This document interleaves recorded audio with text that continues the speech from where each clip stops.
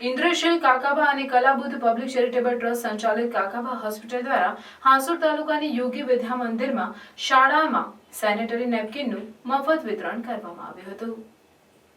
હાંસોડ તાલુકામાં લોકોનું જીવન ધોરણ સ્વસ્થ અને સુખાકારી બને તે માટે ઇન્દ્રશીલ કાકાબા અને કલાબુદ્ધ પબ્લિક ચેરિટેબલ ટ્રસ્ટ સંચાલિત કાકાબા હોસ્પિટલ દ્વારા હાંસોડ ખાતે આવેલ યોગી વિદ્યા મંદિરના અભ્યાસ કરતી કિશોરીઓને 6 માસ માટેના સેનેટરી નેપકિનનું મફત વિતરણ કરવામાં આવ્યું હતું।